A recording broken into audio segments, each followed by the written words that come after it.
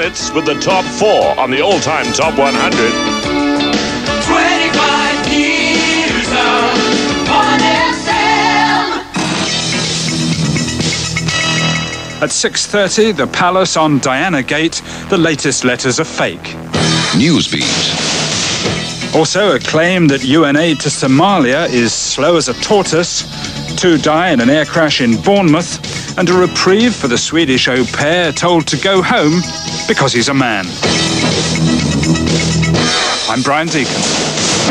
Buckingham Palace say a letter on which the latest speculation about the Princess of Wales is based is a fake. Kath Walton has the details. Today's Daily Mirror published a letter which it said was evidence of a dirty tricks campaign against the Princess of Wales.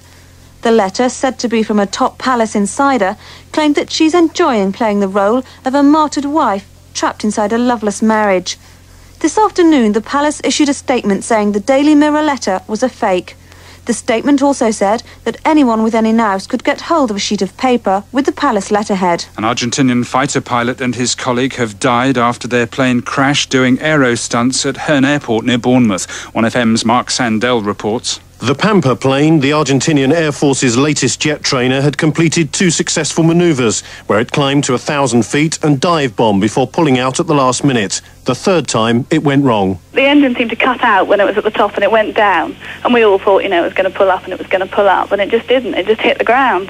It was horrible to see. Both men who'd been due to show off their plane at the Farnborough Air Show were killed instantly. There's a mass of flames and black smoke billowing everywhere. As soon as it crashed, you could see the firemen who were actually loading some of the aircraft here running over to get their engine. By the time the engines had got there, the flames had just about gone out anyway. There's still masses of black smoke. You couldn't see any visible signs of the aircraft at all from here. The Department of Transport's Air Accident Investigation Branch are at the scene and an inquiry is underway. It went very, very quiet, as if everyone had seen it and no one believed what had actually happened. In fact, my daughter saw it and she said it looked like a remote-controlled aircraft. She couldn't believe it's a real aircraft. The United Nations has been slammed by a top aid official for chaos in delivering food to the starving millions of Somalia. The UN today announced that another 70,000 tonnes of food aid is going there.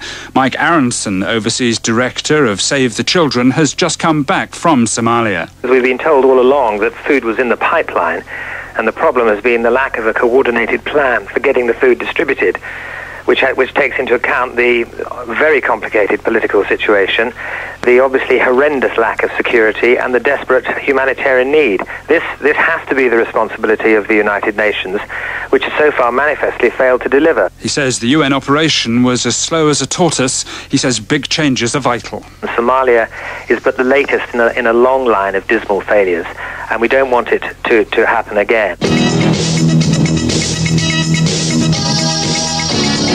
Newsbeat.